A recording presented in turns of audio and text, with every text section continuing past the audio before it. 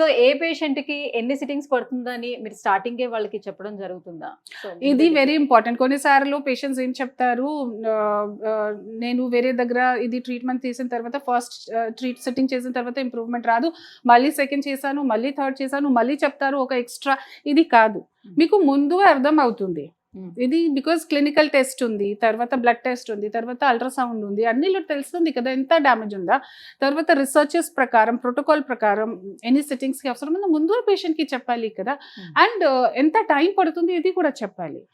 For suppose మీరు 3 sittings చెప్పారనుకుందాం, so వాళ్ళు ఒక సిట్టింగ్కే వచ్చారు, మళ్ళీ తర్వాత ఎనీ కాజెస్ తోటి వాళ్ళు ఒకవేళ బ్రేక్ చేసినట్లయితే అది అసలు ఆ ఇంప్రూవ్మెంట్ అనేది ఉంటుందా? మళ్ళీ స్టార్టింగ్ నుంచి స్టార్ట్ చేయాల్సి ఉంటుందా? ఇది పేషెంట్ టు పేషెంట్ డిపెండ్ అవుతుంది. ఓకేనా, కొన్నిసార్లు ఇది కొన్ని పేషెంట్స్ కి ఫస్ట్ సిట్టింగ్ లోనే ఇంప్రూవ్మెంట్ అయిన తర్వాత they don't want to come, means don't want to come, maybe busy, పనిలో బిజీ వల్ల, ట్రావెలింగ్ నుంచి కొంచెం ఇది.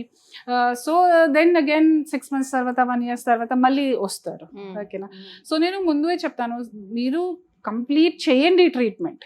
ఓకేనా, బికాజ్ ఇది మీరు స్టార్ట్ చేస్తారా, మీరు మధ్యలో మళ్ళీ బ్రేక్ చేస్తే మీకు కష్టం అవుతుంది, నాకు కూడా కష్టం అవుతుంది. సో ఇది ముందు పేషెంట్స్ కి చెప్తాను, సార్ మేడం మీరు కంప్లీట్ చేయండి, టైం పడుతుంది. సో అన్ని క్లారిటీగా చెప్తే పేషెంట్స్ డిసైడ్ చేస్తారు. ఇది పేషెంట్స్ కి హాఫ్ ఇన్ఫర్మేషన్ ఇస్తే ఇప్పుడు కన్ఫ్యూజన్ ఉంది కదా.